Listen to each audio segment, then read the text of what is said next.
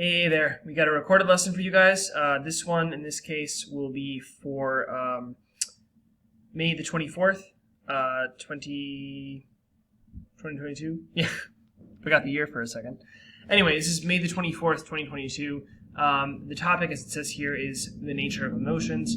So we're going to be looking more directly at the psychology of emotions during this week. And so this is kind of just a basic introduction here, although it is going to include some stuff that might be kind of familiar to you. In particular, what we have in the DIN. The DIN should be pretty easy, right? I want to stress this as much as possible. The DIN is not something where I'm looking for you to make an intense, super logical, evaluation of stuff. I'm looking for you to give your kind of gut reaction to what you see in this face, right? So there are going to be some faces here, and I want you to kind of take a look at them and, answer them, right? So let me go down to the DIN here just to show you what I'm talking about. Here's the DIN, and here's the form. Sorry, clicked the wrong one there. I want this one, on the 24th. So, as it says here, this one will simply be graded on completion, right? So you're not being graded on how accurate you are, because there isn't really an accurate, right? Essentially, just look at the photo and choose the emotion you think is closest to its expression, right? If you're not sure, just go with your gut, right? Just wing it, right? The point, though, to look at faces like this one, and this one, and this one, this one, this guy, yep. This was a little weird, but all of these faces are meant to be emotionally ambiguous, right? They're essentially faces that are kind of between one face and another face, emotionally speaking. So, they're not meant to be clearly one or the other. Anyway, what we essentially have with these is a attempt to kind of see where people will go one way or the other. And the reason I bring all this up is because the face and emotions are intimately connected, right? So we probably all know that when you feel an emotion, it's very clear in your face oftentimes, right? What we may not think of, right, is what's going on with some of the parts of our face when we're trying to express that emotion, right?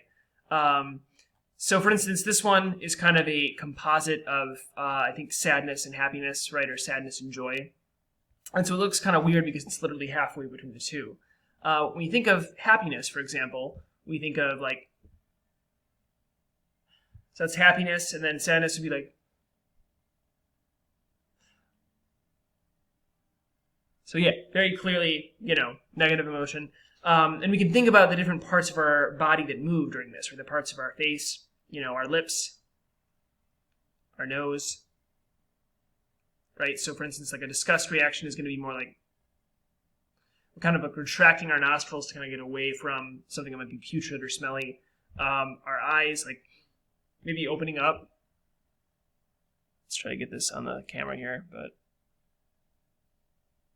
opening up more when something is shocking or surprising. Even our ears, right? When we are making this emotion, they're actually going back a little bit. So to kind of, increase our attention, right? So ears, eyes, mouth, nose. These are all parts of our sensorium. They're parts of our body that sense things in the environment. And this is why it's so important for emotion, because when we express an emotion with our face, we're not just expressing that emotion, we're also kind of saying, this is what part of your body would be affected by what I'm reacting to, right? So there's multiple levels of communication to the other person. Even our skin, some studies have shown, can be an indication for what we're feeling, right? You can have essentially a person who has been trained very diligently to kind of have a stony face, even as they're feeling, a very intense emotion. And we think based on skin conductance and skin valence that people can actually see in certain cases when you're feeling a certain way, even if your ears, your nose, your mouth, your eyes are not moving very much, right? Your skin and its clamminess and its sweatiness is changing. Anyway, that's why I had you do this to begin with, just to get you to think about the relationship between emotions and faces. So, going back to the lesson itself, way up here.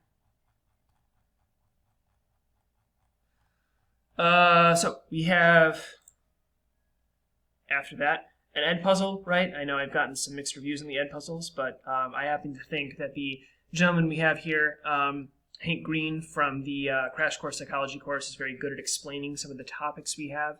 The video you should be looking for from this lesson is called Emotion, Stress, and Health, right? So emotion, stress, and health. This is the name of the video. Look for it on your page for the Edpuzzle website when you go on there. And basically, there are a few questions just from this one about emotions, facial expressions, so on and so forth, right? So go in there, make sure you answer that kind of a thing. After that, right, we talk about one of the emotional theories that is in there, right? If you look closely at the video, like they'll mention this one theory that involves something called an emotional circumplex. It's kind of like a graph with two axes, right? One axis is what we call valence, right? So there can be a positive valence, basically being like, yay, this is good, or a negative valence being like, no, this is bad. And of course, there's also arousal, right? Some emotions will be like, ah. Other emotions will be like, right? So that's what arousal is. If you're really keyed up, energetic, motivated, that's high arousal. If you're really worn down, tired, laid back, that's more low arousal, right? So it's not arousal like you might think of it. It's arousal in the psychological sense, right? And that's what the emotional circumplex looks like. I can actually find, if we look really closely, examples of this. And we use this as an example for the class. I'm asking people to kind of name emotions, and then I will plot them on there, even inviting people to plot them themselves if they wanted to. So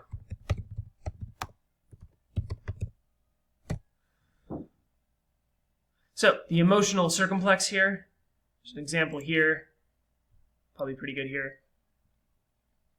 Might remind you of an XY plane from math classes, right, if you're, any good at math. So we have some examples here, right? Arousal, high to low, valence, negative to positive, they flip it, but, it's all the same stuff. So we got emotions like delight and happiness, which are high arousal, positive valence. Emotions like being tense or frustrated, these are high arousal, negative valence. Emotions like being bored or tired, these are low arousal, negative valence. And then emotions like being content or relaxed, these are low arousal, positive valence, right? So these are some examples, right? You can be, if you're over here, delighted, yay! Or you can be angry, right? Or you can be kind of just like bored, right? Or you can be really content, man. I'm just chill. So these are some kind of examples here. This theory from a guy named James Russell, he argues essentially that this is the ideal way to look at emotions, not at looking at particular emotions per se, but in kind of like mapping all the potential emotions onto a graph like this. Others, such as this gentleman, Plutchik here, he argues that we should kind of think of emotions as kind of contrasting each other and kind of existing in the form of essentially 8 basic emotions, right?